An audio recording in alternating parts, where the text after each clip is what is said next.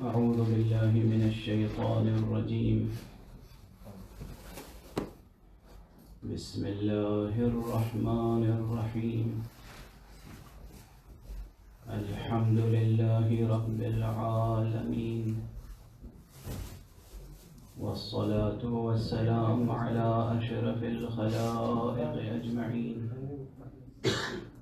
سيدنا وسيد الأولين والآخرين، حبيبنا وحبيب إله العالمين، إمام المرسلين وخاتم النبيين، أبي القاسم المصطفى محمد. اللهم صل على محمد وآل محمد وعلى أهل بيته الطيبين الطاهرين الهداة المهديين المعصومين المظلومين، واللعنة الدائمة على أعداء الحق والدين.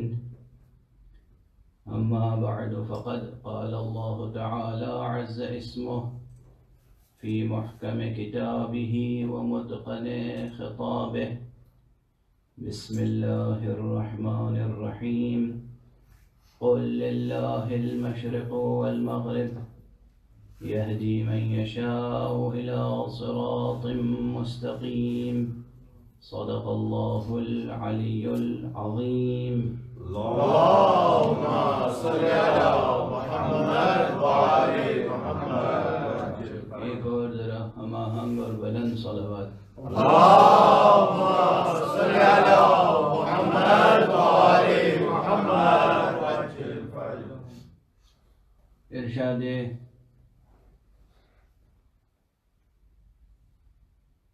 رب اکبر ہے کہ اے نبی فرما دیجئے کہ اسی اللہ کے لیے مشرق بھی ہے اور مغرب. قل للہ المشرق والمغرب یہدی من یشاء الی صراط مستقیم. وہ جسے چاہتا ہے صراط مستقیم کی طرف اس کی رہنمائی فرما دیتا ہے. بظاہر مسلسل میں آپ کے سامنے یہ گزارش کر رہا ہوں کہ بظاہر یہ کلام حق بہت مختصر ہے، بہت سادہ ہے، بہت واضح ہے، لیکن واضح ہونے کے باوجود اس کی گہرائیاں بے پناہ ہیں.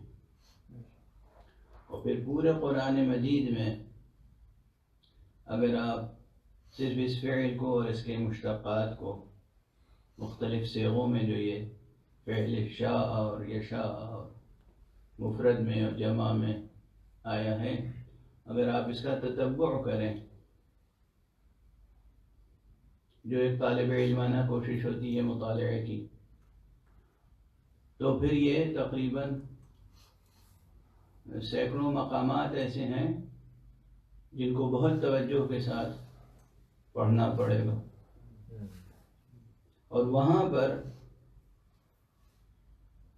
جو سطحی نظر رکھتے ہیں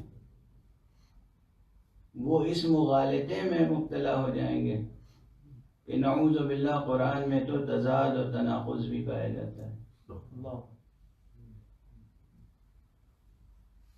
چنانچہ تاریخ میں ایسے واقعات گزر چکے ہیں.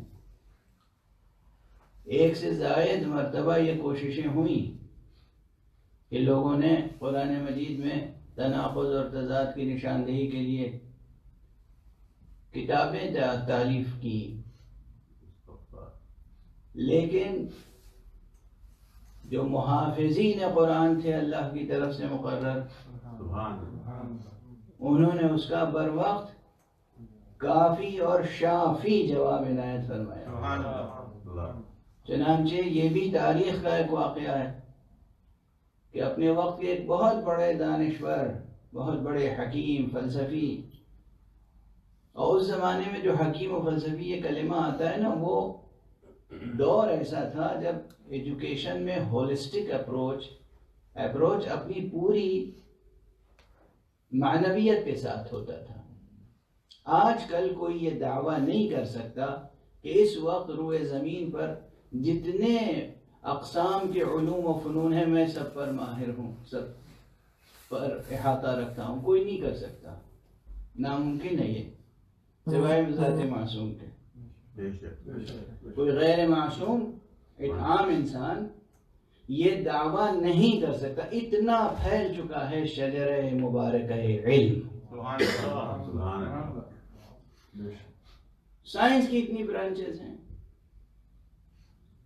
ادبی علوم، فقہ کے اتنے شعبے ہیں کہ جہاں تک بات پہنچ چکی ہے، اب وہاں تک کوئی یہ دعویٰ کرے تنہا کہ میں تمام شعبوں اور تمام شاخوں اور تمام فروعات اور تمام مسائل پر مکمل احاطہ رکھتا ہوں، ممکن نہیں ہے. یہ دعویٰ اس کا درست نہیں ہوگا. لیکن اس زمانے میں گنے چنے علوم تھے، ہر علم میں مسائل کی تعداد بہت مختصر تھی.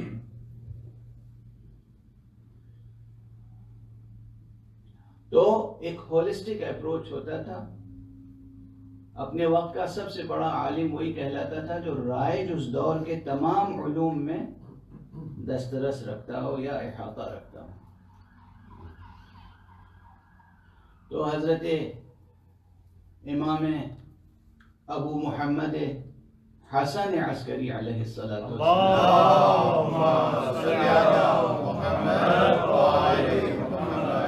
زمانے کا یہ مشہور واقعہ ہے کہ ایک شخص جس کا نام بعض روایتوں میں اسحاق کندی بتایا جاتا ہے کہ وہ اسحاق کندی نام کے متعدد افراد ہیں، اس لیے اشتباہ نہ ہو. جو لوگ محققین ہیں وہ بہت توجہ سے تحقیق کریں. فرد اور شخص کی تعین میں ایک سے زیادہ افراد گزرے ہیں اسحاق کندی. تو ایک شخص تھا کہ جس نے کتاب لکھنی شروع کی اس عنوان سے کہ قرآن مجید میں متناقض اور متضاد بیانات ہیں. کہیں کچھ ہے کہیں کچھ ہے، ایک آیت دوسری آیت سے ٹکراتی ہے، ایک مضمون دوسرے مضمون سے ٹکراتا ہے. اور اتنی ہیبت تھی اس کی معاشرے پر کہ کسی کی ہمت نہیں ہوتی تھی کہ جا کر اس سے مباحثہ کرے اور اس کا تخطئہ کرے، یہ کہے کہ آپ جو کچھ لکھ رہے ہیں یہ غلط ہے.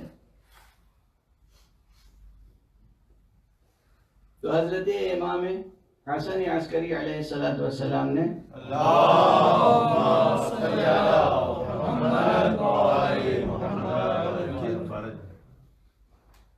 اپنے ایک تلمیذ کو، اپنے ایک شاگرد کو، ایک صحابی کو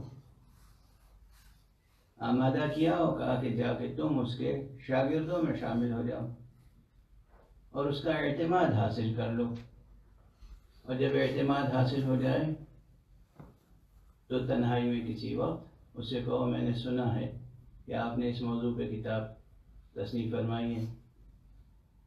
کہا کہ وہ ظاہر ہے وہ کہیں گے کہ ہاں، اور پھر اس سے یہ کہہ دینا کہ کیا جس آیت کا جو مفہوم آپ نے سمجھا ہے قائل کا بھی یہی مفہوم ہوگا، یہی معنی مراد متکلم ہوں گے. بس اتنی سی بات کہہ دینا. لیکن کبھی کبھی بہت بڑی بڑی بحثوں کا جواب ایک چھوٹا سا فقہ ہے، یہ یاد رکھیے، مگر دانشمند کے لیے. ورنہ مرد ناداں پر کلام نرم و نازک بے اثر.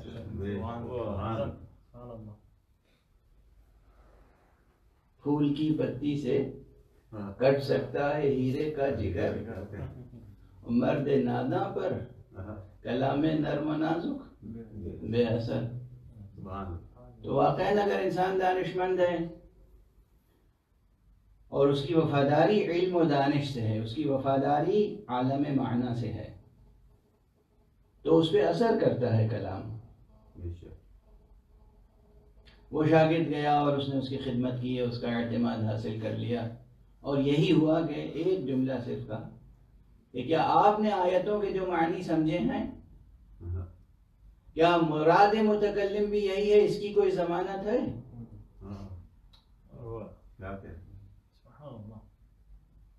دیکھیے آپ کے لیے تو یہ بہت سامنے کی بات ہے، لیکن اس وقت پورا معاشرہ اس سے مرعوب تھا اور خود اس کو اس طرف، اس معنی کی طرف توجہ حاصل نہیں تھی۔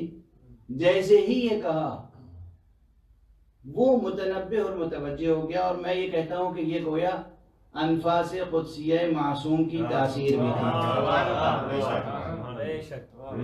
اگر معصوم کا کلام دہن معصوم سے جن لفظوں میں نکلے انہی لفظوں میں منتقل کیا جائے تو اس کی تاثیر بے پناہ ہوتی ہے۔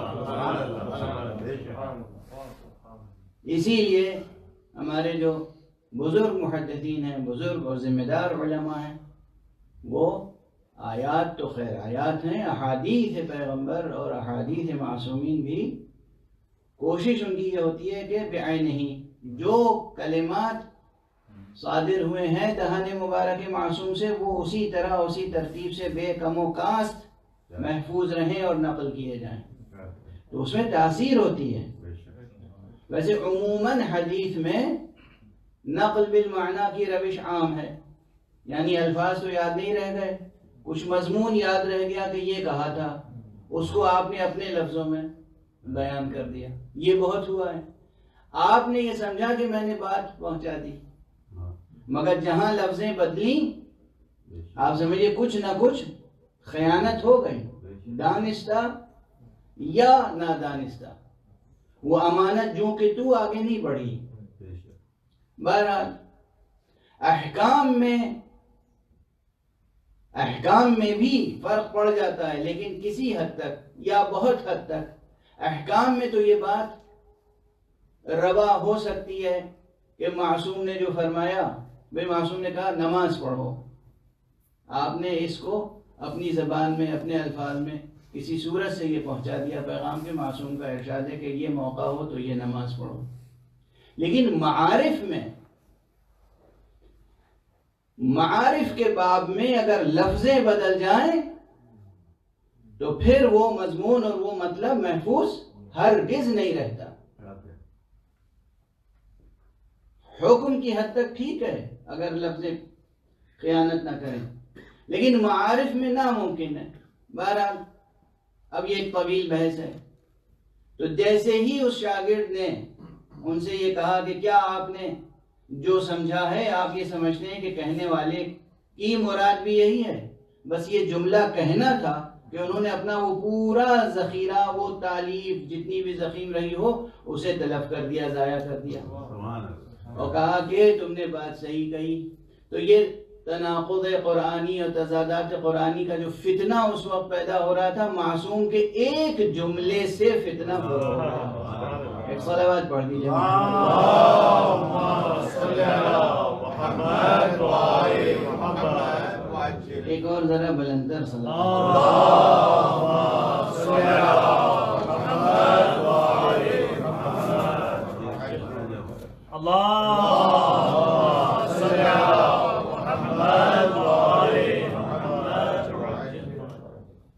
یہ ایک واقعہ، اتفاق سے یہ واقعہ میری زبان پر اس وقت آ گیا، لیکن اس واقعے کے ذیل میں واقعے سے بطور واقعہ نکل کر اگر علمی اصطلاحوں میں بات کی جائے تو یہ جو میں نے گزارش کی کہ قرآن مجید میں از اول تا آخر اگر تتبع کریں، آیات کا مطالعہ کریں، تو سطحی نظر رکھنے والے یہ سمجھیں گے کہ اس میں تضاد ہے، تناقض ہے، یہاں یہ بات کہی گئی اور یہاں بالکل اس کے برعکس بات کہی گئی۔ ایک جگہ کہا گیا کہ ہم نے تمہیں اختیار دیا ہے، ایک جگہ کہہ دیا گیا ہم نے تمہیں پابند بنایا ہے۔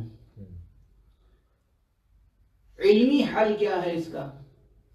تو یہ توجہ ہے، بالکل پیور ایکیڈمک اور پیور خالص علمی بحث ہے، مگر ظاہر ہے کہ جہاں تک بات جا رہی ہے اس موضوع پر کام ہوا ہے، ایسا نہیں کہ نہیں ہوا ہے، لیکن بہت کم، ابھی بہت زیادہ، بہت تفصیل کے ساتھ اس کام کو کیا جانا باقی ہے۔ اور وہ یہ ہے کہ قرآن مجید میں ایک خاص صنعت سے کام لیا گیا ہے۔ یوں تو قرآن مجید میں صنعتیں بہت زیادہ ہیں۔ صنعت سے مراد کیا ہے آپ حضرات سمجھ رہے ہوں گے، کلام کی تزئین کے لیے، کلام کو مؤثر بنانے کے لیے اور اس کو سجانے کے لیے کبھی کبھی کچھ صنعتیں کام میں لائی جاتی ہیں۔ یہ صنعتیں دو قسم کی ہیں، کچھ لفظی صنعتیں ہیں، کچھ معنوی صنعتیں ہیں۔ ان پر پورا ایک علوم بلاغت میں سے ایک علم ہے، علم بدیع، جس میں صنائع اور بدائع کے عنوان سے اس پر بحث ہوتی ہے۔ تو بہت سی صنعتیں ہیں، اور آج بھی بہت سی صنعتوں کا اضافہ کیا جا سکتا ہے۔ جو کچھ کتابوں میں موجود ہے اس میں بہت کچھ ابھی اضافہ کیا جا سکتا ہے۔ قرآن مجید میں بہت سی صنعتیں کام میں لائی گئی ہیں، لیکن ایک صنعت، اب میں مثال دے دوں مثلا دو ایک صنعتوں کا، پھر بات آگے بڑھاؤں کہ مثلا ایک صنعت یہ ہے جسے کہتے ہیں براعت استحلال۔ براعت استحلال کیا ہے؟ براعت استحلال یہ ہے کہ کوئی تحریر، چاہے نثر میں ہو یا شعر میں ہو یا کوئی تقریر، جب شروع کی جائے تو اس کا سرنامہ اور پہلا جملہ ایسا ہو کہ جو انسان کی پوری توجہ جذب کر لے، اتنا حسین ہو، اتنا سجا ہوا ہو، اتنا خوبصورت ہو، اور بس اتنا ہی نہیں ہے کہ توجہ جذب کر لے، بلکہ اس تحریر میں، اس کتاب میں، اس مقالے میں یا اس نظم میں یا اس تقریر میں جو کچھ بعد میں کہنا ہے اصل مطلب، اس کی طرف بھی لطیف سا اشارہ موجود ہو اسی پہلے جملے میں، کہ معلوم ہو کہ کیا کہا جانا ہے۔ مثلا قرآن مجید شروع ہوتا ہے بسم اللہ الرحمن الرحیم۔ اب یہ پہلا جملہ بتا دیتا ہے کہ اس پوری کتاب کا مضمون توحید الہی ہے، اللہ سے تعارف کرانا مقصود ہے بندوں کا، اور وہ بھی اس اللہ سے کہ جو رحمان ہے اور رحیم ہے۔ اس میں یہ بات بھی آ گئی کہ یہ کتاب جو تمہارے پاس آ رہی ہے یہ کتاب رحمت ہے، کتاب عذاب نہیں ہے۔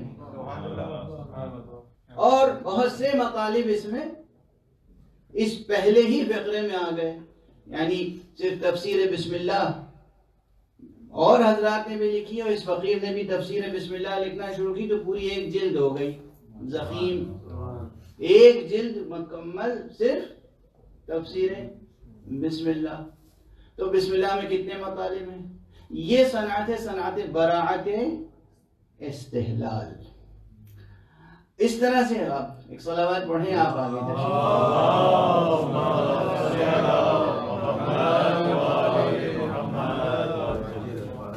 سرائے خشنودی محمد وآل محمد بلندتر صلوات۔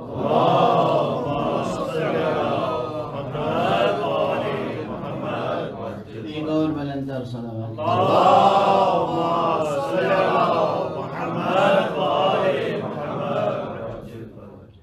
اب ویسے ہی بر سبیل تذکرہ ایک مثال اور دے دوں کہ جس طرح آغاز میں، شروع میں صنعت براعت استحلال، اسی طرح حسن تخلص بھی ایک صنعت ہے، یعنی جہاں کلام ختم ہو رہا ہو وہ آخری جملہ یا آخری شعر، آخری مصرع ایسا ہو کہ جو ذہن اور دل میں جگہ بنا کے رہ جائے، قاری یا سامع جو پڑھنے والا ہے، جو سننے والا ہے، اس کے دل و دماغ پہ نقش ہو جائے۔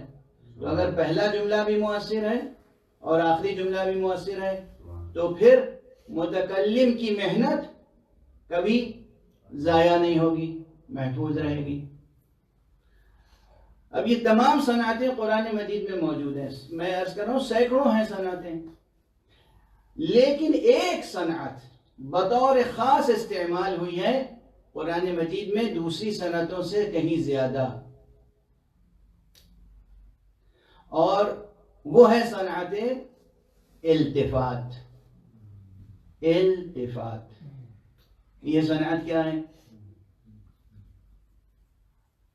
بہت کم کام ہوا ہے اس پر، خاص طور سے قرآن مجید کے تعلق سے۔ مجھے تو بہت تلاش کرنے کے بعد ایک دو مقالے ملے اور ایک کتاب بس، مصر کے ایک بہت ہی اپنے میدان میں نامور محقق ہیں ڈاکٹر پروفیسر حسن طبل، جو عربی گرامر اور عربی نحو و صرف و علوم بلاغت میں اپنے وقت کے بہت ماہر اور محقق انسان ہیں، اچھے استاد بھی ہیں، اچھے مصنف بھی ہیں. ان کی کتابیں، اس کے علاوہ کوئی کتاب اس فن میں خصوصیت کے ساتھ نہیں ہے کہ قرآن مجید میں اسلوب التفات کہاں کہاں برتا گیا. ان کی محنت اپنی جگہ محفوظ، لیکن میں پھر بھی عرض کر رہا ہوں کہ ابھی بہت کام کرنا اس میں باقی ہے. لغوی اعتبار سے، ظاہری اعتبار سے ہماری زبان میں بھی اور عربی میں بھی اتفاق سے التفات کے معنی متحد ہیں. التفات کے معنی کسی کی طرف توجہ کرنا، جیسے میں اس طرف رخ کر کے گفتگو کر رہا ہوں اور پھر میں اپنا رخ ادھر موڑوں اور ان کی طرف التفات ہوں، تو جب رخ موڑا اور توجہ کی کسی ایک کی طرف تو یہ ہوا التفات. کسی کی طرف توجہ کرنا، اچھی طرح توجہ کرنا، یہ ہے حسن التفات. اب التفات زبان کی سطح پہ کیا ہے؟ قرآن مجید میں یہ صنعت، یہ اسلوب بہت برتا گیا ہے، اور بعض حضرات نے، بعض ماہرین نے جو کلاسیکل ہیں، انہوں نے اپنی کتابوں میں صنعت التفات کی ڈیفینیشن یہ دی ہے، تعریف یہ دی ہے کہ نقل الکلام من حالت الى حالت اخرى مطلقا، نقل کلام ایک حالت سے دوسری حالت کی طرف. نقل الکلام من حالت الى حالت اخرى مطلقہ. اب یہ مطلقہ کس لیے آیا؟ اور یہ سب تو مکتبی بحث ہے، مدرسے کی بحث ہے. میں جو گزارش کر رہا ہوں وہ کیا، اس کی مثال دے دوں آپ کو. لوگ یہ دیکھتے ہیں کہ کلام میں پہلے ضمیر کیا آئی مثلا، اور اس کے بعد ضمیر اس سے مختلف آئی، تو اگر ضمیر مختلف ہو گئی تو یہ التفات ہے. یعنی پہلے غائب کی ضمیر تھی، پھر حاضر کی ضمیر آ گئی، حاضر کی ضمیر تھی، پھر غائب کی ضمیر آ گئی. یا صیغوں میں التفات، واحد کا صیغہ تھا پھر جمع کا صیغہ آ گیا، جمع کا صیغہ تھا پھر واحد کا صیغہ آ گیا، تو بدل گیا نا. اب میں مثال عرض کروں، کسی سے کہوں تو کہہ کر گفتگو کروں، اور اس کے بعد ایک دم سے میں آپ کہہ کر گفتگو کروں، تو اگرچہ یہ کلام اگر ریکارڈ کر لیا گیا تو دو ہی احتمال ہیں، یا یہ سمجھے کوئی کہ انہیں گفتگو کی تمیز نہیں ہے، اور یا یہ سمجھے کہ بھئی لکھنے والے نے لکھ لیا ایک تسلسل سے، جب تو کہہ کر خطاب کیا تھا تو کسی اور سے خطاب کیا ہوگا، جب آپ کہہ کے خطاب کیا تو کسی اور سے خطاب کیا ہوگا. یقیناً وہ کوئی بچہ رہا ہوگا، یا کوئی غلام رہا ہوگا، نوکر رہا ہوگا، یا کوئی بہت ہی پیار سے خطاب کیا ہوگا. یہ جسے آپ کہہ کے خطاب کیا یہ کوئی بڑا رہا ہوگا، بزرگ رہا ہوگا، محترم رہا ہوگا. بہرحال سیاق کلام میں ضمیریں اگر بدل جائیں یا صیغے بدل جائیں تو یہ تسلیم کرنا پڑے گا کہ روح سخن تبدیل ہو گیا. ابھی تک ماشاءاللہ آپ حضرات ساتھ ساتھ چل رہے ہیں، تو اس کی بہت مانوس مثال عرض کر دوں، اور وہ مثال یہ ہے کہ جو سورہ مبارکہ حمد میں ہے. ایک صلوات پڑھ لیجیے. اللہم صلی علی محمد وآلِ محمد. اور صلوات. اللہم صلی علی محمد وآلِ محمد. ایک اور صلوات پڑھ. اللہم صلی علی محمد وآلِ محمد. خوشنودی محمد وآل محمد بلند تر صلوات. اللہم صلی علی محمد وآلِ محمد. سورہ مبارکہ حمد آپ حضرات روزانہ نماز میں ماشاءاللہ تلاوت کرتے ہوں گے، اور رکعتوں کے علاوہ تلاوت کرتے ہوں گے. تو سورہ مبارکہ حمد میں بھی صنعت التفات موجود ہے.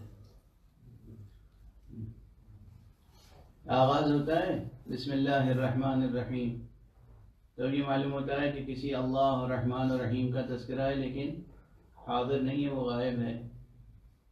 الحمدللہ رب العالمین، تمام تعریفیں ہیں رب العالمین کے لیے. تو اب یہ گویا ہے تذکرہ لیکن غائب ہے. الرحمن الرحیم مالک یوم الدین یہاں تک تو کسی غائب کا تذکرہ ہوا مثلا. اس کے بعد ایک دم سے تذکرہ ایاک نعبد و ایاک نستعین. اب یہ حضور ہے، جیسے سامنے ایک حقیقت ہے اور اس سے خطاب ہو رہا ہے.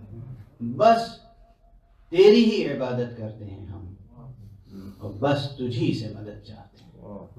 تو اب یہ غائب نہیں ہے، اب یہ حقیقت سامنے ہے، واضح ہے. تو ایک دم سے غائب سے بات حضور میں آ گئی. یہ ہے التفات، یہ ہے التفات کی ایک مثال. اس طرح قرآن مجید میں بہت سی مثالیں ملیں گی، بہت سی مثالیں ملیں گی بکثرت. یعنی خود اہل فن نے کہا ہے کہ قرآن مجید میں اسلوب التفات دوسرے تمام صنائع اور اسالیب سے کہیں زیادہ ہے. یہاں ایک راز بھی ہے. یہی سبب ہے کہ قرآن مجید الواح پر لکھی ہوئی کوئی عبارت نہیں ہے. قرآن مجید تو حقیقتاً محبوب اور حبیب کے درمیان گفتگو ہے، گفتگو ہے. عاشق و معشوق کے درمیان گفتگو ہے، مرسل اور مرسل کے درمیان گفتگو ہے. اس خدا یکتا اور اس بندہ یکتا کے درمیان گفتگو ہے. اللہ اور محمد صلی اللہ علیہ وسلم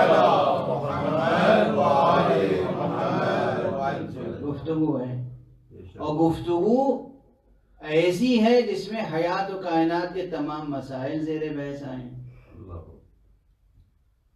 یہ جو حیات و کائنات کے تمام مسائل زیر بحث آئے ہیں، تو ایک تو ہے گفتگو لکھی ہوئی، نثر نہیں ہے. یہ آرٹیکولیٹڈ پروز نہیں ہے، اور یہ پوئٹری بھی نہیں ہے.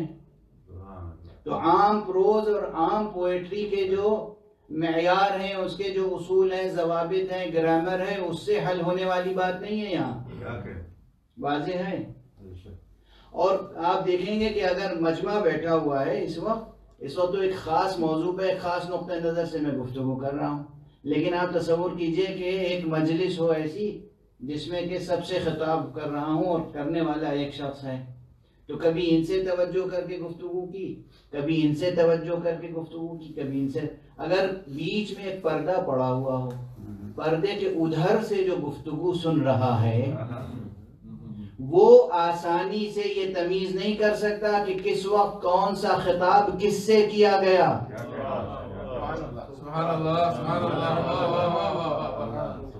جہاں پردہ پڑا ہوا ہے وہ یہ نہیں سمجھ سکتا کہ کون سا خطاب ہم نے کس سے کیا. وہ اگر ہمدرد ہوگا تو ہماری باتوں پر عمل کرے گا اتنا جتنا سمجھ میں آئے گا. جتنا سمجھ میں نہیں آئے گا وہ دل سے اور آنکھوں سے لگا کے رکھے گا، رد نہیں کرے گا. لیکن اگر دل ٹیڑھا ہوگا تو وہ الزام لگائے گا کہ یہ کیا باتیں کر رہے ہیں، تناقض ہے، تضاد ہے، کبھی کچھ کہتے ہیں کبھی کچھ کہتے ہیں.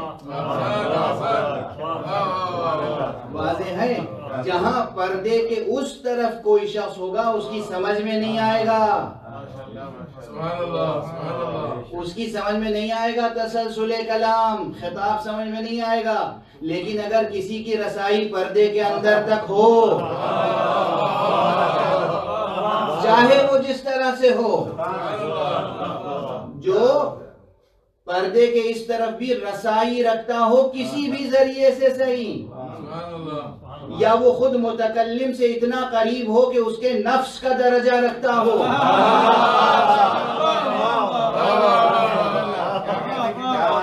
میں گفتگو کر رہا ہوں نا، تو کوئی پردے کے ادھر بھی ہو لیکن وہ آ کر پھر مجھ سے براہ راست بات مطلب دریافت کر لے کہ آپ کے کہنے کا مقصد یہ تھا، کبھی آپ نے یہ کہا، کبھی آپ نے یہ کہا، تو وہ اور میں اسے سمجھا دوں کہ بھائی یہ کلام تو جناب مولانا عدنان سے خطاب تھا، اور یہ جو گفتگو کی یہ جناب مولانا علی عباس صاحب سے خطاب تھا، یہ جو گفتگو تھی وہ جناب ظفر صاحب سے تھی.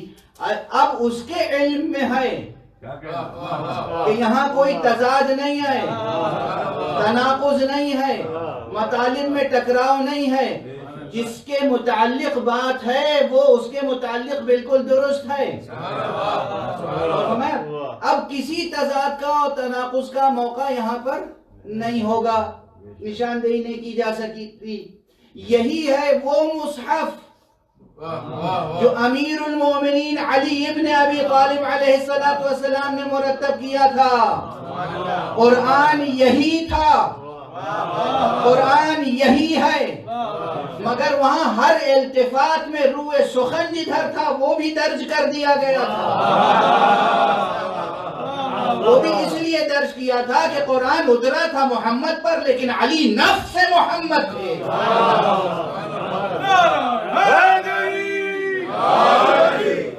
اور محمد و آل محمد بلند تر صلوات۔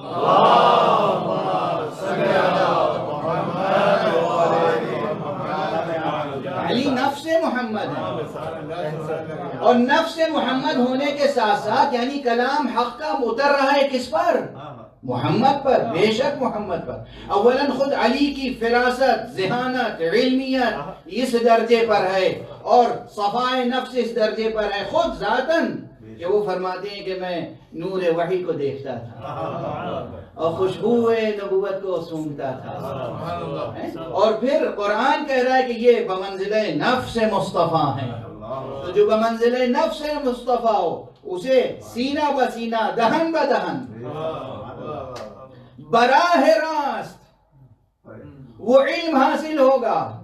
اس لیے ہر آیت میں، ہر صیغے میں، ہر فعل میں فاعل کون ہے اور مفعول کون ہے اور مراد کون ہے اور یہ ضمیر اس کا مرجع کیا ہے، یہ سوائے علی ابن ابی طالب کے اور کوئی اس پر کمال کے درجے تک فائز نہیں ہو سکتا۔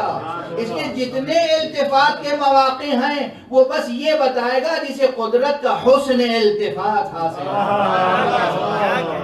نعرہ تکبیر، اللہ اکبر، نعرہ رسالت، نعرہ حیدری، مشنودی امیر المومنین مولا کائنات علی ابن ابی طالب، آواز بلند صلوات۔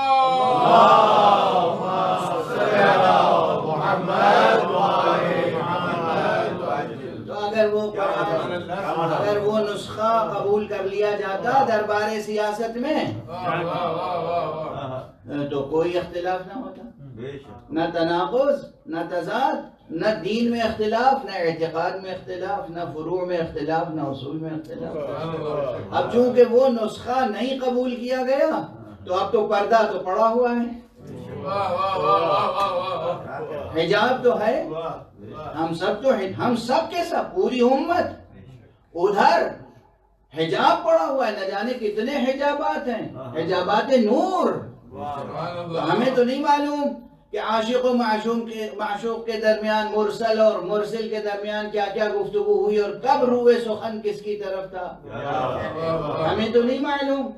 اس لیے ہمیں کبھی تناقض نظر آئے گا، کبھی تضاد نظر آئے گا، واضح ہے۔ یقین فرمائیے کہ امیر المومنین علی ابن ابی طالب علیہ السلام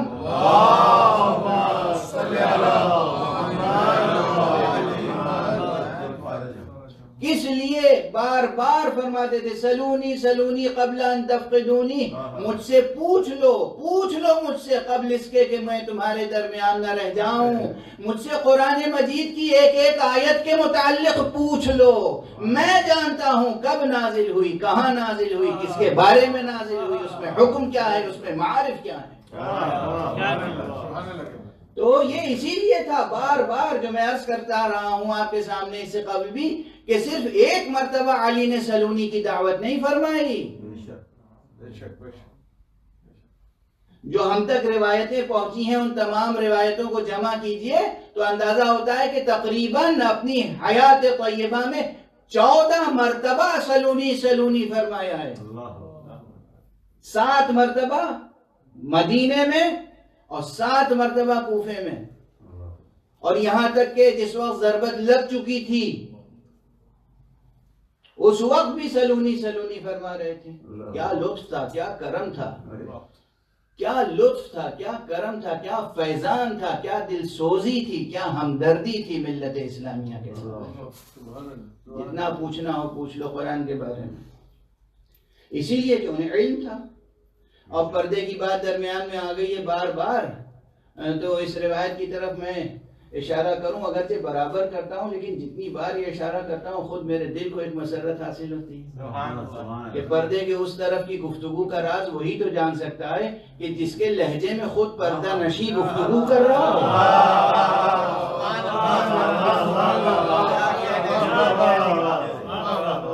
اس سے بڑھ کر کون جانتا ہو؟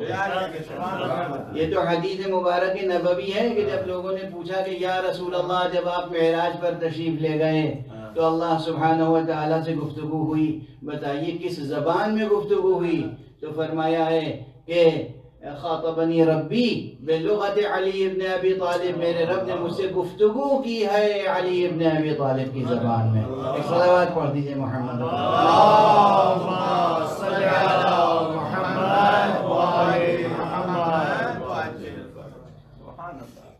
تو خلاصہ گفتگو یہ کہ قرآن مجید میں اسلوب التفات بہت بڑھتا گیا، کبھی ضمیریں، کبھی صیغے، اور بار بار روح سخن بدلتا ہے۔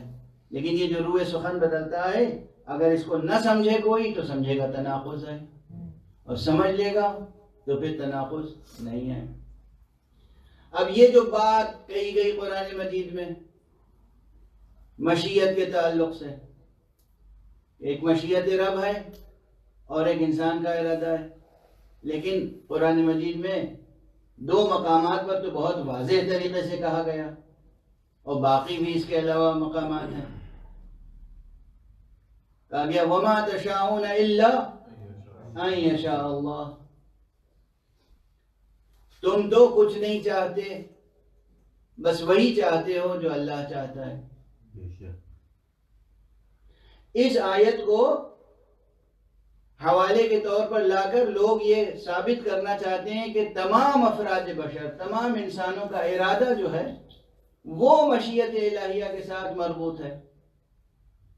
ہر شخص کا ارادہ، چاہے وہ اچھے ارادے کرتا ہو اور چاہے وہ برے ارادے کرتا ہو، یعنی نعوذ باللہ اگر کوئی گناہ کا ارادہ کر رہا ہے تو گویا حق سبحانہ و تعالیٰ ارادہ فرما رہا ہے کہ یہ برائی کرے، اور اس طرح ایک پورا نظام فکر مرتب کیا گیا، اور انسان سرکش نے اپنے دامن کا ہر داغ دھو کر سارے الزام و اتہام حق پر ڈال دیے۔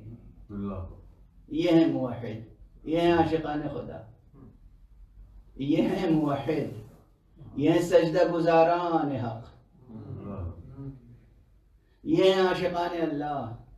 نعوذ باللہ، نعوذ باللہ۔ خاص طور سے اس مکتب کو، اس مفہوم کو اہمیت دی طواغیت وقت نے، اپنے اپنے وقت کے جو جابر، ظالم، سرکش حکمراں تھے، انہوں نے اس مکتب کو، مکتب جبر کو تقویت دی کہ ہم جو کچھ بھی کر رہے ہیں اللہ کی مشیت یہی ہے۔ دلیل اللہ تو خود ہی فرماتا ہے وَمَا تَشَاءُونَ إِلَّا أَن يَشَاءَ اللَّهُ، تم کچھ نہیں کر سکتے، تم کچھ نہیں چاہتے مگر وہی چاہتے ہو جو اللہ چاہتا ہے۔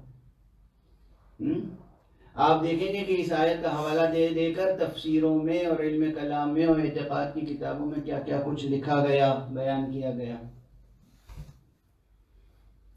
اور یہ راسخ نظریہ بن گیا، اور آج تک بہت سے لوگ یہ راسخ نظریہ لیے ہوئے ہیں۔ اور میں بس اتنی سی بات عرض کروں کہ صنعت التفات اگر توجہ رہے تو بس یہ توجہ رکھیے گا کہ انسانوں میں مراتب ہیں، ہر انسان ایک مرتبے کا نہیں ہے۔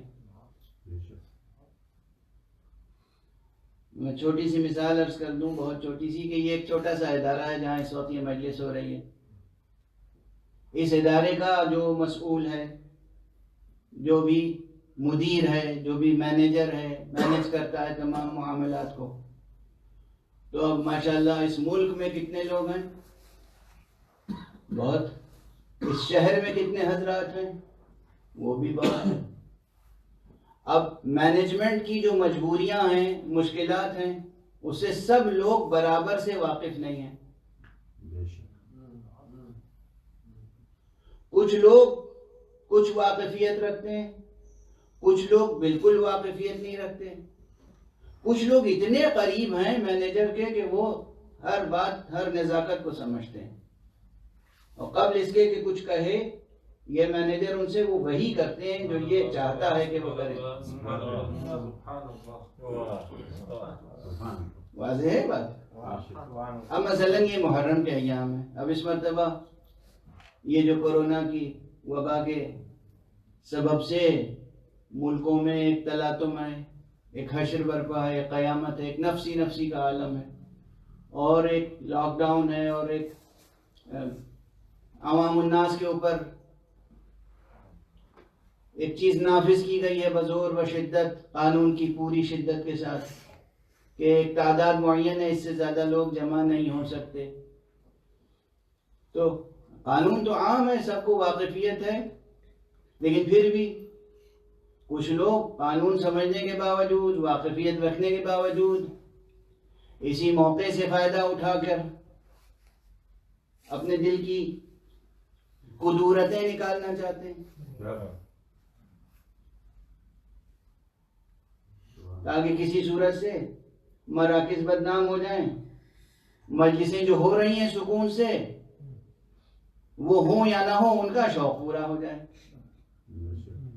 بہرحال تو اب یہاں صورتحال یہ ہے کہ لوگ، وہ ایک شخص جو درمیان میں ہے، اس کی نسبت سے تمام افراد تمام مصلحتوں کے عالم اور واقف کار نہیں ہیں. جو بہت قریب ہیں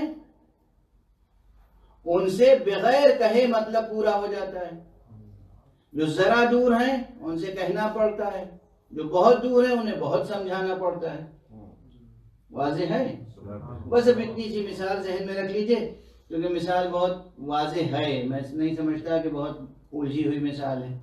اب حق کا کلام ہے. ایک مثال اس سے قبل دے دوں کہ حق سبحانہ و تعالیٰ یہ چاہتا ہے کہ انسانی معاشرہ بلند ہو، انسانی معاشرے میں گناہ نہ ہو، انسانی معاشرہ ایسا ہو کہ مردوں اور عورتوں کی قدریں، ویلیوز، اخلاقیات محفوظ رہیں. اللہ سبحانہ و تعالیٰ یہ چاہتا ہے کہ بیویاں گھر میں محفوظ رہیں، جو عورتوں کے کام ہیں وہ عورتیں کریں، جو مردوں کے کام ہیں وہ مرد کریں. اجنبی کے سامنے زیب و زینت کر کے عورتیں نہ آئیں، زیب و زینت کریں تو اپنے شوہروں کے لیے کریں، نمازیں پڑھیں، روزے رکھیں، اپنے وقار کو باقی رکھیں. تو پروردگار حکم دیتا ہے. اب حکم دینے کے لیے بھی اس کا لطف یہ ہے کہ عام اعلان کرنے سے پہلے وہ رسول سے کہتا ہے کہ اے رسول آپ اپنی بیویوں سے یہ کہہ دیں، یا ایھا النبی قل لازواجک ان کنتن تردن الحیاۃ الدنیا وزینتها. اے نبی آپ اپنی بیویوں سے کہہ دیں کہ اگر تم دنیا چاہتی ہو، دنیا کی زینت چاہتی ہو، تو آؤ ہم تمہیں مالا مال کر دیں اور تمہیں رہا کر دیں، آزاد کر دیں، چھوڑ دیں. ان کنتن تردن الحیاۃ الدنیا وزینتها فتعالینا امتعکن واسرحکن سراحا جمیلا. قرآن کی آیت ہے نا، یہ پورا رکوع پڑھ لیجئے. اور اس کے بعد اگر تم اللہ کو چاہتی ہو اور رسول کو چاہتی ہو تو پھر وَقَرْنَ فِي بُيُوتِكُنَّ، پھر تم اپنے گھر میں رہو. وَلَا تَبَرَّجْنَ تَبَرُّجَ الْجَاهِلِيَّةِ، اور جاہلیت کے زمانے کی زیب و زینت اور آرائش کی باتیں نہ کرو، ایسی باتیں نہ کرو جو تمہارے شان کے خلاف ہے، اور رجس میں آلودہ نہ ہو جاؤ. خلاصہ مطلب تو یہ ایک عام پیغام ہے.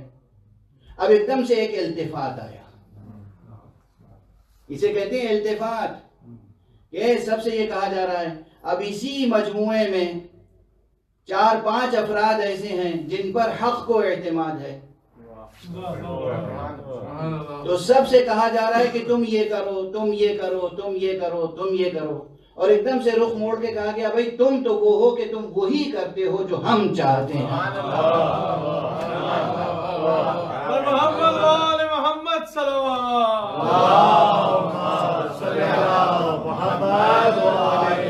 تم سے کچھ کہنے کی ضرورت نہیں. تو سب کو حکم دیا جا جا رہا ہے تم یہ کرو، تم یہ کرو، تم یہ کرو، ایک لسٹ ہے پوری، اور ایک مجموعے کے لیے یہ التفات ہے، واضح التفات ہے کہ اور یعنی اور سے کہا جا رہا ہے تم کرو، اور یہاں التفات یہ ہے ایک مخصوص دائرے کے لیے کہ انما یرید اللہ لیذہب عنکم الرجس اہل البیت ویطہرکم تطہیرا۔ اللہم صلی علی محمد اور بلندر صلوات۔ اللہم صلی علی محمد یعنی وہاں کیا کہا گیا؟ یا ایھا النبی قل لازواجک ان کنتن تردن، اسی لفظ ارادہ تردن، اگر آپ یہ چاہتی ہیں تو ایسا کریں، آپ یہ چاہتی ہیں تو ایسا کریں، آپ یہ چاہتی ہیں تو ایسا کریں۔ اور یہاں جب التفات کسی دوسری طرف ہوا تو یہ کہا گیا انما یرید اللہ، بس اللہ یہ چاہتا ہے، آپ جو چاہتے ہیں تو آپ کے لیے احکام دیے گئے، اور ان کی ذمہ داری خود حق نے لی۔ یہ صنعت التفات کی ایک خاص مثال ہے، بڑی مثال ہے، یہ ایک بڑی مثال ہے، اور مفہوم کے اعتبار سے جو مثال ہے عملاً نظر آتی ہے کہ جن کی ذمہ داری اللہ نے لی تھی ان سے کبھی کوئی ایسا عمل صادر نہیں ہوا جس پہ اعتراض کیا جا سکے، اور جن کو پابند کیا گیا تھا ان سے ایسے اعمال ظاہر ہوئے کہ توبہ کرنی پڑی، اور یہ بھی معلوم نہیں کہ توبہ قبول ہوئی یا نہیں ہوئی۔ صلوات پڑھتے محمد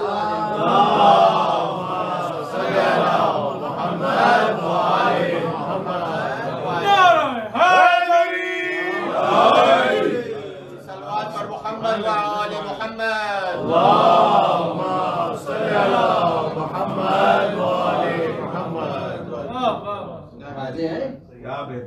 یہ جو ہے صنعت اسلوب التفات، ایک دم سے سب سے گفتگو کرتے کرتے اور پھر کسی اور سے گفتگو شروع کر دی جائے، یہ ہمارے محاوروں میں بھی ہوتا ہے، یہ ہمارے محاورے میں بھی ہوتا ہے۔ اب کوئی باپ ہے فیملی میں کھڑا ہو کے بات کر رہا ہے، ایک بیٹا ہے بہت لائق اور وہ ہر بات سمجھتا ہے، ذہین ہے، اور باقی چھوٹے نادان بچے ہیں وہ نہیں سمجھتے ہیں، تو وہ جو چھوٹے نادان بچوں سے گفتگو کرتے کرتے ایک دم سے بڑے بیٹے کی طرف توجہ کرے گا تو التفات، روح سخن تبدیل ہو جائے گا، روح سخن تبدیل ہو جائے گا۔ اب وہ پورے سلسلہ کلام کو ایک ہی معنی پہنا دیجئے تو کوئی معنی بنیں گے؟ کوئی معنی نہیں بنیں گے۔ اور اگر صنعت التفات اور روح سخن کا خیال کیا جائے گا تو معنی محفوظ رہیں گے، نہ تناقض ہوگا نہ تضاد۔ تو یہی صورتحال ارادے اور مشیت میں ہے کہ عام خطاب کچھ اور ہے، یہ کچھ مخصوص افراد ہیں جو اتنا بلند ذوق رکھتے ہیں اور ایسی نسبت رکھتے ہیں حق سبحانہ و تعالی سے کہ جو واقعاً حقیقتاً جو وہ چاہتا ہے وہی یہ کرتے ہیں، وہی یہ چاہتے ہیں۔ سبحان اللہ، سبحان اللہ۔ اور اسی لیے اللہ تو فرماتا ہے کہ وَمَا تَشَاءُونَ إِلَّا أَن يَشَاءَ اللَّهُ، تم نہیں چاہتے مگر وہ جو اللہ چاہتا ہے، لیکن یہ جب خطاب کرتے ہیں تو کہتے ہیں رضا اللہ رضانا اہل البیت، اللہ کی جو رضا ہے وہی ہم اہل بیت کی رضا ہے۔ یہ بات مشیت سے آگے بڑھ گئی۔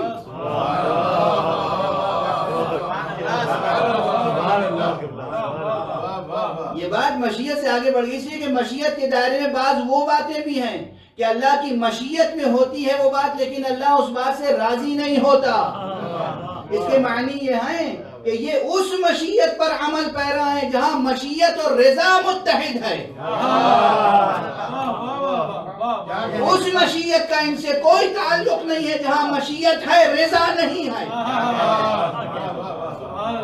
مثلا یہی واقعہ کربلا، اگر آقا امام حسین علیہ السلام اپنی قوت روحانیہ اور قوت اعجاز سے کام لیتے اور بالکل دوسرے انداز سے عمل فرماتے، یعنی تہو بالا کر دیتے زمین و آسمان کو، فتح یاب ہوتے، کوفے سے لے کر شام تک فتح کر لیتے، تسخیر کر لیتے، انداز مختلف ہوتا. مجھے نہیں معلوم کہ حق کی رضا شامل ہوتی یا نہیں. دست ادب جوڑ کے عرض کر رہا ہوں. لیکن خود کو قربان کر کے اللہ کے اقتدار کو پاک دلوں پر قیامت تک کے لیے قائم کر گئے. اب اس عمل حسینی میں مشیت الہیہ بھی شامل ہے، رضا الہی بھی شامل ہے. یہ ہے، اس لیے فرماتے ہیں کہ رضا اللہ رضانا اہل البیت. جو اللہ کی رضا ہے، چونکہ اللہ لطیف ہے، اللہ رحیم ہے، اللہ رحمان ہے، اللہ صبور ہے، اللہ شکور ہے، تو وہ جبر کے ذریعے سے اپنا سجدہ نہیں کرانا چاہتا. وہ نہیں چاہتا کہ حسین تلوار چلائیں اور پوری دنیا کو بزور تلوار مسخر کر کے ان سے کلمہ لا الہ الا اللہ پڑھوائیں. تلوار کی دھار سے لا الہ الا اللہ لکھوانا رضا الہی نہیں ہے، خون پاک سے لا الہ الا اللہ لکھوانا.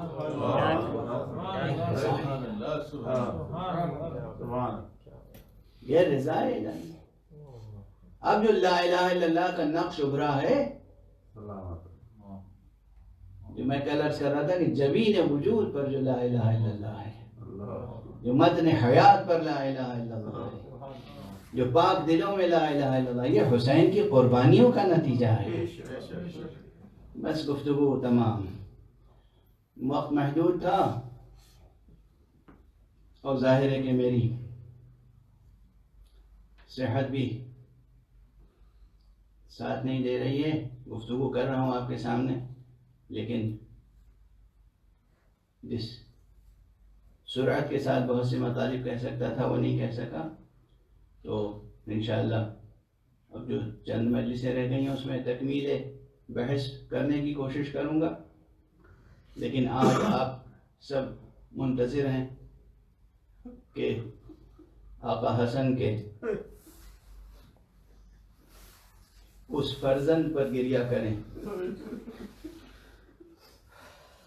کہ جس فرزند کا ظاہری حسن یہ تھا کہ دشمن کی نگاہ میں، عدو کی نگاہ میں بھی وہ چاند کی طرح حسین تھا.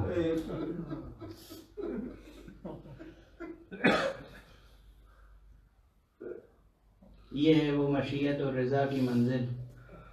مشیت حق میں ہے کہ حسین ذبح ہو جائیں، حسین کے گود کے پالے قربان ہو جائیں، حسین کی نگاہوں کے سامنے حسین کے دل کے ٹکڑے پامال ہو جائیں.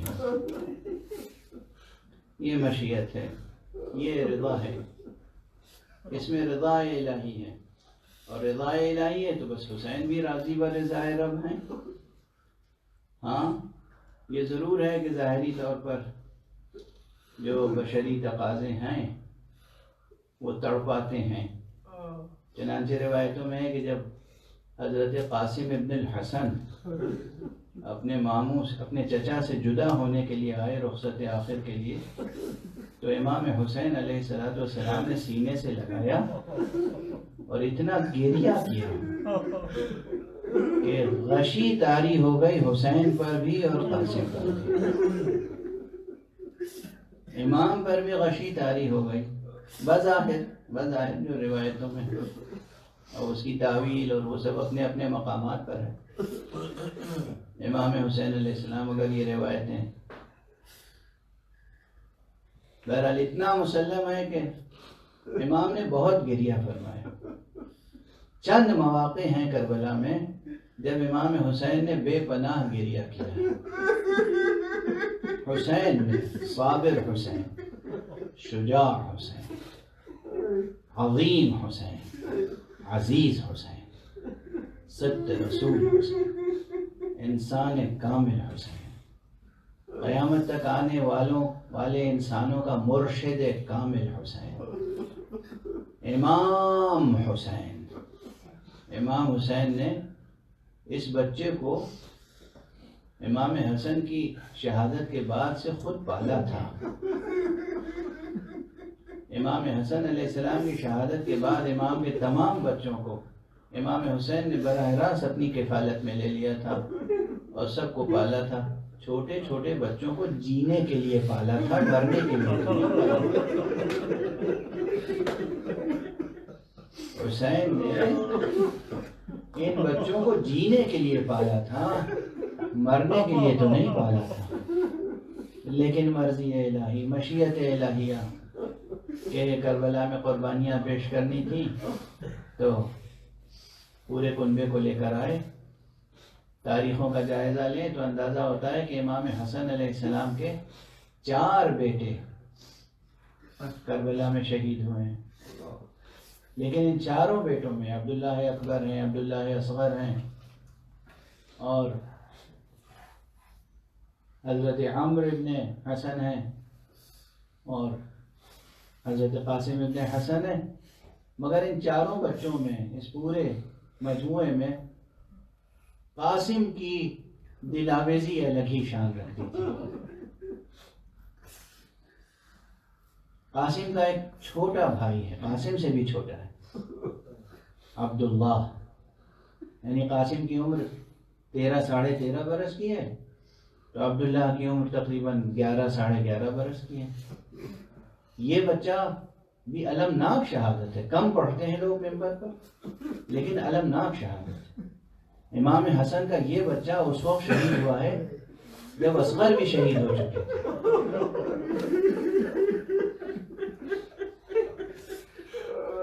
جب آقا امام حسین گھوڑے سے زمین پر تشریف لے آئے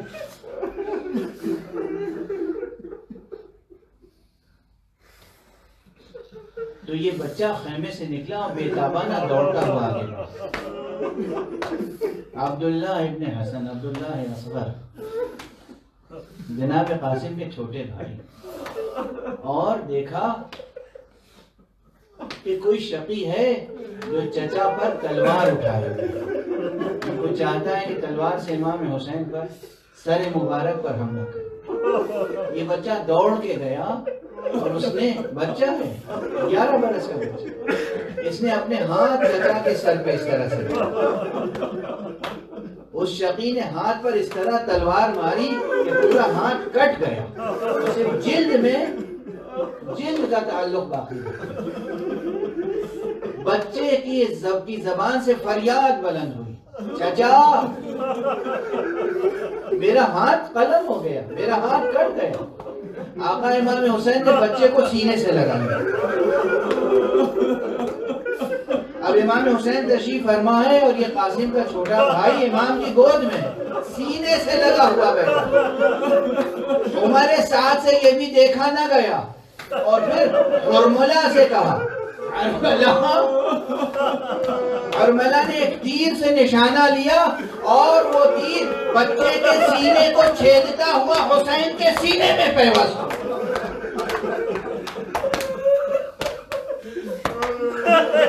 کیا کیا قربانیاں ہیں. میں نے کوئی مبالغہ نہیں کیا. سادہ سی لفظوں میں قرآن, سادہ سی لفظوں میں نے تاریخ کے بیان کو نقل کر دیا آپ کے ساتھ. وہ بچہ حسین کے آغوش میں شہید ہو گیا. یہ قاسم کا چھوٹا بھائی. اس سے پہلے قاسم کی دل آویزی کہ دشمن بھی دیکھ کر کہتا ہے, آج تک تاریخوں میں موجود ہے کہ جب قاسم ابن حسن خیمے سے برآمد ہوئے تو ہمیں ایسا لگا کہ جیسے کوئی چاند کا ٹکڑا نکل کے سامنے, جیسے بادل چھٹا ہے اور بادل کے اندر سے چاند کا ٹکڑا نکل کے سامنے آ گیا. ہاں, اور آپ سنتے رہتے ہیں. بس 2 فقرے عرض کروں گا تاکہ تاریخ کے مناسبت سے جو پرسہ دیتے ہیں آپ وہ بھی مکمل ہو جائے کہ یہ قاسم نوجوان قاسم, جن کے لیے تاریخ میں لم یبلغ الحلم, یہ ابھی بالغ نہیں ہوئے تھے, جسمانی اعتبار سے بھی بالغ نہیں ہوئے تھے. اس لیے جب گھوڑے پر بیٹھے ہیں تو جو رکاب ہوتی ہے, رکاب میں پاؤں جم نہیں رہے تھے. تو گویا رکاب میں پاؤں نہیں ہیں, گھوڑے پر بیٹھے ہیں اور بس تلوار ہے, جسم پہ زرہ نہیں ہے. اس لیے کہ کوئی زرہ ان کے جسم پر پوری نہیں اتر رہی تھی. بس ایک معمولی سا کرتا ہے, ہاتھ میں تلوار ہے, جنگ کر رہے ہیں. کہتے ہیں جنگ کرتے کرتے نالین کا ایک تسمہ ٹوٹ گیا. تو کیا معصومیت ہے, دشمن کی طرف سے جیسے غفلت سی ہو گئی, یہ احساس ہی نہیں رہا کہ ہم میدان جنگ میں ہیں. جھک کے نالین کا تسمہ باندھنا شروع کر دیا. بس جھکے ہوئے تھے کہ دشمن آگے بڑھا اور اس نے سر مبارک پر ایک ایسی ضرب لگائی کہ جناب قاسم سے اب ٹھہرا نہ گیا, فرس سے زمین پر آئے. آتے آتے اسے کہتے ہیں نوجوانی اور بچپن کا تقاضا, بس بے اختیار زبان سے نکل گیا, یا اماں ادرکنی, چچا جان میری مدد کو آئی.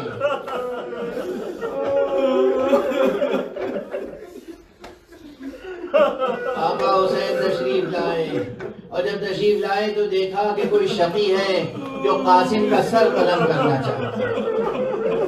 آقا نے اس پر حملہ کیا. آپ حضرات مسلسل خطبہ سے سنتے رہتے ہیں. آقا نے چاہا کہ اس کو قتل کر دیں. جو قتل جناب قاسم کا ارادہ رکھتا تھا اس نے فرار کیا. آپ نے جب اس کو قتل کرنا چاہا اور اس کو بچانے کے لیے دشمن فوجیں آ گئیں, تو پھر فوجوں کے دستے ادھر سے ادھر اور ادھر سے ادھر, اور درمیان میں جناب قاسم خاک کربلا پر ایڑیاں رگڑ رہے تھے. اور جب سینے پہ گھوڑوں کی ٹاپیں پڑتی تھیں تو پھر کراہتے تھے, فریاد کرتے تھے, امو جان میری مدد کیجئے, امو جان میری مدد کیجئے. جب غبار چھٹا اور امام پہنچے تو دیکھا قاسم کے لاشے کے ٹکڑے ٹکڑے ہو چکے ہیں. ردا اتاری, ٹکڑے جمع کیے, اور اب جب خیمے میں آئے تو گویا میں یہی کہہ سکتا ہوں کہ ایک چاند کے کئی ٹکڑے ہو چکے تھے اور ہر ٹکڑا لہو میں ڈوبا ہوا. انا للہ و انا الیہ راجعون, رضا بقضائہ و تسلیما لامرہ. پروردگار ہمیں علوم قرآن اور معارف اہل بیت سے آشنا فرما. معبود پروردگار اس قرآن عرضی کو ایسا پاک و پاکیزہ کر دے کہ ولی آخر اس قرآن عرضی کو اپنی تجلی سے پر نور کر سکے. پروردگار معبود ستمگاروں, ظالموں, جابروں سے کے وجود سے اس روئے زمین کو پاک کر دیں. پروردگار جو دنیا میں سرکش حکمران سرکشی کر رہے ہیں اور انسانیت کے خلاف جرائم کر رہے ہیں, ان کے سایہ نحس کو کوتاہ فرما. پروردگار جو دنیا میں امن اور عافیت اور عدل کوشی اور انصاف پروری کر رہے ہیں, ان کی حفاظت فرما. پروردگار معبود ہماری عزاداریوں کو قبول فرما. معبود عزاداروں کے بہتے ہوئے آنسوؤں سے اس فضا کو معطر اور پاک کر دے. پروردگار ہماری عزاداری قبول فرما. ہمارے آنسو زخم دل زہرا کا مرہم بن جائے. پروردگار معبود اپنے ولی آخر کو اذن ظہور عطا فرما اور ان کے ہاتھوں سے اپنی رحمت و رافت و عدالت کا پرچم لہرا دے. ماتم حسین.